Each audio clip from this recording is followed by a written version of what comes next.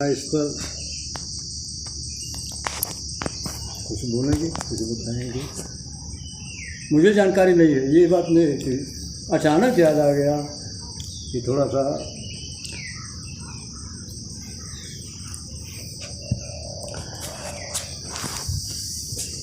काफ़ी बढ़िया आपकी जिज्ञासा है यह।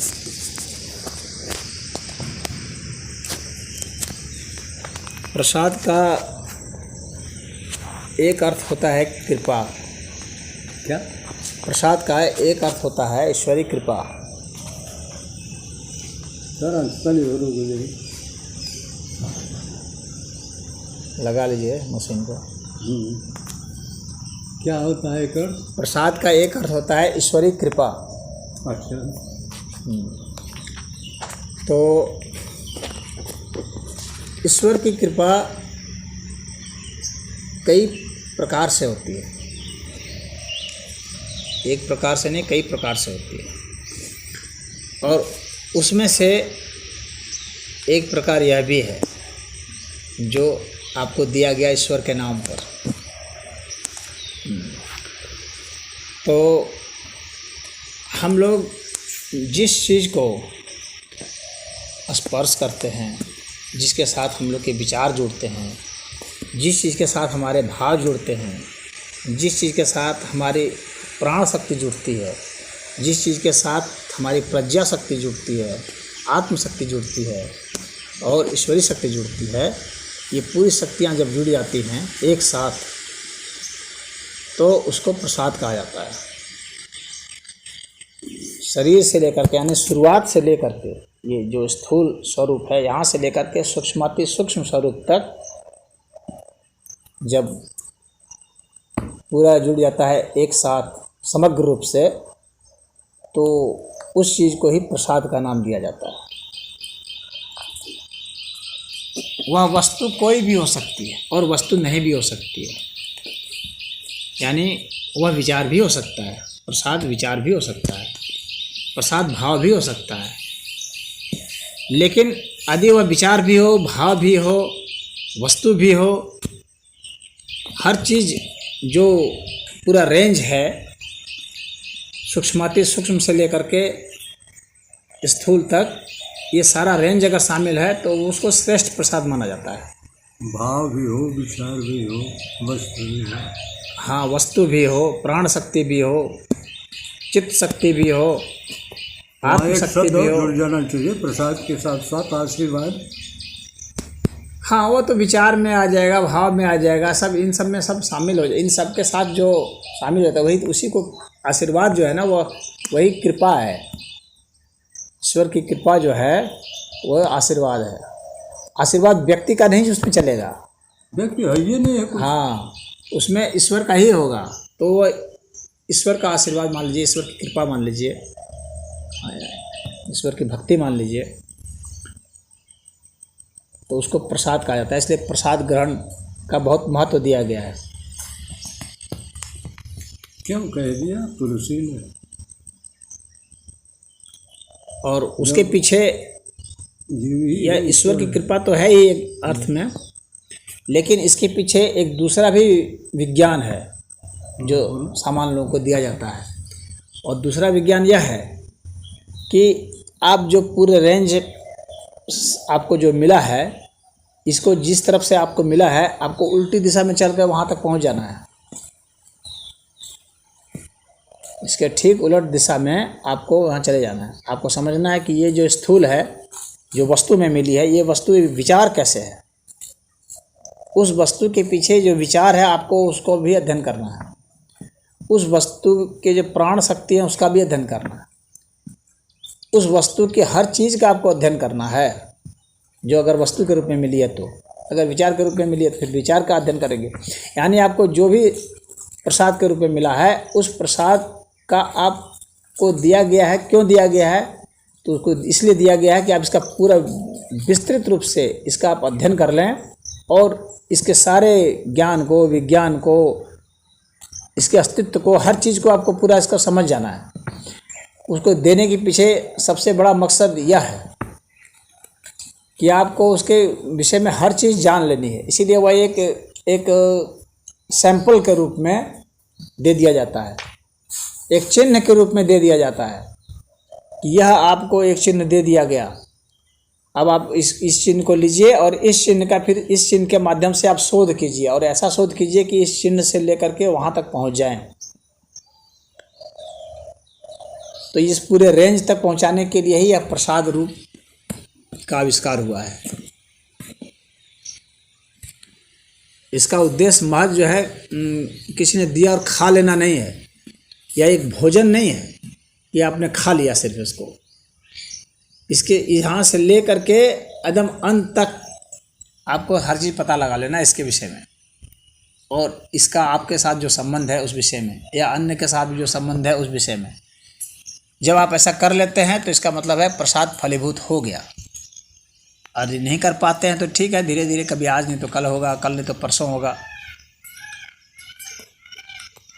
तो प्रसाद का जो है यह, इसको एक भाग माना जाता है। इसको वेद में इसको भाग भी कहा जाता था कि ईश्वर का एक यह भाग है, अंश है, और वह अंश सभी को दे दिया जाता था। देवा भागम यथा पूर्वे संज्ञानानाम उपासते, यह ऋग्वेद का सूक्त है। तो फिर प्रसाद खाने वाला ही क्यों दिया जाता है गुरु जी? प्रसाद खाने वाला ही क्यों दिया जाता है? कुछ नहीं, हर तरीके का दिया जाता है, सिर्फ खाने वाला ही नहीं दिया जाता है।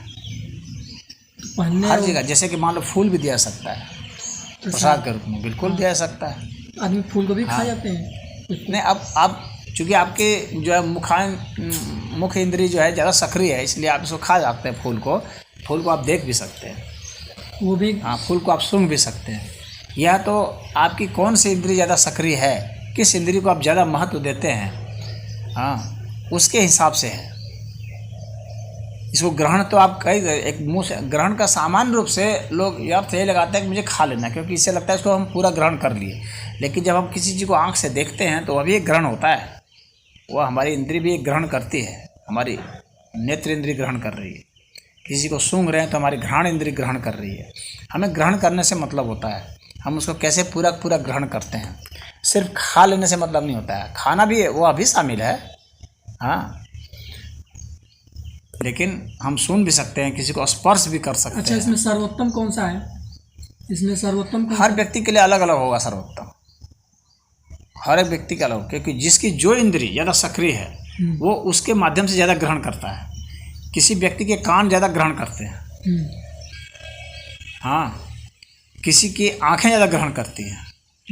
वो अलग अलग मनोदशा से, अलग अलग विज्ञान से आदमी जन्मता है। सबके अलग अलग ट्रेट होते हैं, हर व्यक्ति के अलग अलग चरित्र होते हैं, सभी का एक ही चरित्र नहीं होता है। तो कोई व्यक्ति जो ध्वनि को ज़्यादा पकड़ता है, कोई व्यक्ति ऐसा होता है जो शब्द को ज़्यादा पकड़ता है, लिखित को। कोई व्यक्ति जो है ध्वनि को ज़्यादा पकड़ता है, जैसे संगीतकार हैं, वे ध्वनि को पकड़ेंगे। ध्वनि में थोड़ा भी अगर कहीं दोष आ गया ना रिदम में, तो डिटेक्ट कर लेगा, यहाँ गलत हो गया। हाँ, सामान्य आदमी सुनेगा तो उसको कुछ भी पता नहीं चलेगा। उसी तरह से साहित्यकार है, वो पूरा देखता है ना कि शब्द किस तरह से गुथे हुए हैं, उससे वो समझ जाता है कि ये कितना बढ़िया लिखा गया है, कहाँ कहाँ पर दोष है, कहाँ पूर्ण विराम नहीं है, कहाँ कॉमा नहीं है, कहाँ सेमीकोलन नहीं है, समझ रहे हो, कहाँ मात्रा में गड़बड़ी है, ई यू, इस तरह से। तो साहित्यकार वो समझ जाता है, तो वो वैचारिक दोषों को समझ सकता है, व्याकरण के दोषों को समझ सकता है।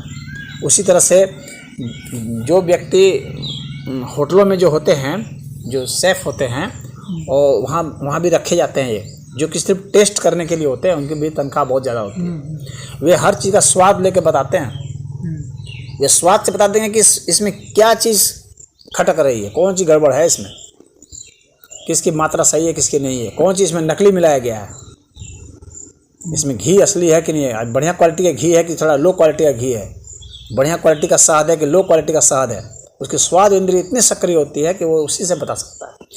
तो जिस व्यक्ति की जो भी इंद्रिय सक्रिय है, उसी तरह से चित्रकार है, उसकी आंखें सक्रिय होती हैं। चित्रकार देख ले किसी चीज़ को तो तुरंत उसके दिमाग में नक्शा क्लियर हो जाता है, समझ रहे हो, उसके अंदरूनी चीज़ों को वो समझ जाता है। वो किसी के चेहरे को देख करके तुरंत उसका शेड सहित समझता है। तो उसकी इसका मतलब है कि उसकी जो आँख है वो उसकी ज़्यादा ग्रहण इंद्रिय है। तो उसके लिए श्रेष्ठ प्रसाद वही है जो उसको चित्र रूप में दिया जाए।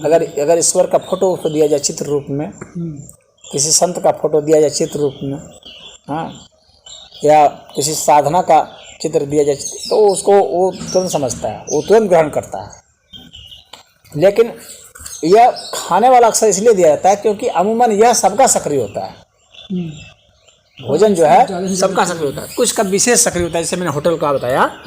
लेकिन अधिकतर सब लोग चूँकि खाते हैं तो ये सबका सक्रिय होता है करीब करीब। तो इसलिए ये जो है भोजन रूप में ज़्यादा ये है। लेकिन असली प्रसाद जैसे सत्संग होता है तो वो वहाँ प्रसाद ही दिया जा रहा है। अभी हम लोग जो चर्चा कर रहे हैं ये प्रसाद ही है, ये सुनने वाला प्रसाद है, ये सुनने वाला प्रसाद है। हाँ, तो ये अलग अलग प्रसाद होते हैं, ये सब प्रसाद के तहत आते हैं। किसी का स्पर्श कर दिया जाए, जिसके स्पर्श है इंद्रिय सक्रिय होती है, तो वो किसी को छूना जो है ना वो बहुत ज़्यादा सक्रिय होता है। मामूली सा टच अगर हो जाए तो उसकी नींद खुल जाएगी, वो इतना सक्रिय होता है। और कुछ लोग ऐसे होते हैं पड़े हुए हैं भैंसा जैसा, उसको इधर से इधर पलट के उल्टा भी दो तो उसको फर्क नहीं पड़ता है। कुछ ऐसे होते हैं कि जहाँ मामूली सा स्पर्श किए कि तुरंत जग जाएगा वो। तो जिसकी जो इंद्रिय सक्रिय होती है उसके लिए ग्रहण का वह ज़्यादा अच्छा विषय होता है, वहाँ से वो ज़्यादा अच्छा ग्रहण करता है। परंतु अन्य इंद्रियाँ भी सक्रिय होती हैं, जैसे मान लो कि जो अंधा है उसके लिए कान की इंद्रिय ज़्यादा सक्रिय है, जो बहरा है उसकी आँखें की जो इंद्रियाँ सक्रिय हो सकती हैं। तो प्रसाद जो है उसी अर्थ में है कि आप उसको ग्रहण करें और उसकी पूर्णता में ग्रहण करने की कोशिश करें। और पूर्णता में जब आप ग्रहण करेंगे, क्योंकि शुरुआत तो इंद्रिय से ही होगी, बाद में और जब अतीन्द्रिय क्षमता उसमें विकसित हो जाएगी तो वह प्रसाद हो जाता है। मेरे समझ में आया कि प्रसाद एक आशीर्वाद है और इसको जो ये क्या कहते हैं ज्ञान इंद्रियाँ हैं उनको जिस रूप में ग्रहण करें उनके लायक है। कुछ दर्शनीय प्रसाद है, कुछ सूंघने का प्रसाद है, कुछ खाने का प्रसाद है, मतलब तमाम जो है अलग अलग रूप होते हैं प्रसाद के। और उनको कैसे ग्राह्य किया जा सकता है, इसीलिए चढ़ाया जाता है देवता को। जो अर्पित किया जाता है तो आप देखेंगे जो अर्पित किया जाता है उसमें फूल भी चढ़ाया जाता है, उसमें इत्र भी चढ़ाया जाता है, उसमें धूप भी दिया जाता है, उसमें जल भी दिया जाता है, उसमें मिठाई मिष्ठान वगैरह भी रहते हैं, फल भी रहते हैं, कई वैरायटी उसमें रहती है, ताकि जिस व्यक्ति की जो इंद्रियां सक्रिय हों, जो इंद्रियां सक्रिय हों, उसको उतनी अच्छी तरीके से वो ग्रहण कर। क्योंकि अंततः उसको फिर प्रसाद के रूप में लोगों को देना है ना। हाँ, लोगों को नहीं मिल रहा है तो सब कुछ दे सकता है, फूल दे दे, इत्र भी दे, सब कुछ दे। हाँ, वो सब कुछ दे ही जा रहा है। आप क्या क्या ले रहे हैं ये सिवा आपके ऊपर बात है।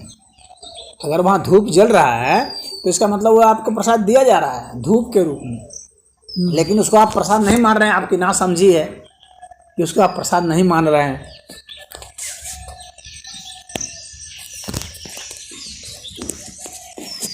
फूल भी दिए जाते हैं, एक आदमी को फूल पकड़ा दिए जाते हैं, पंखुड़ी दे दी जाती है कहीं कहीं पर। तो ये प्रसाद का ये विधान है कि आपको एक वह टारगेट दे दिया जाता है।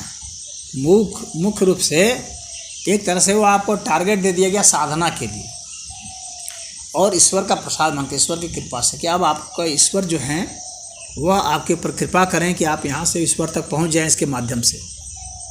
जैसे हमने प्रधानमंत्री का आपको लिंक दे दिया कि अब आपकी यह ड्यूटी है कि वहाँ तक पहुँचे, टिकड़म लगा करके इसके उसके जरिए आप पहुँच जाएँ।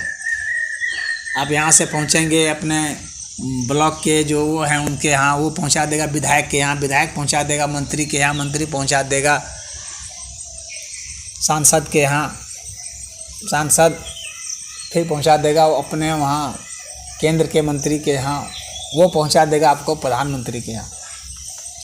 एक लिंक मिलता है, उस लिंक के जरिए आप वहाँ तक पहुँच सकते हैं। उसमें कई तरह की कठिनाइयाँ आती हैं, लेकिन आप पहुंच सकते हैं यदि आप उसमें अग्रसर होते हैं तो। अन्यथा आप खाली यहीं रह गए, आप उन्हीं को करिए अरे मेरा काम करा दीजिएगा, तब उस पर छोड़ दिया तो फिर अब तो कब होगा नहीं होगा।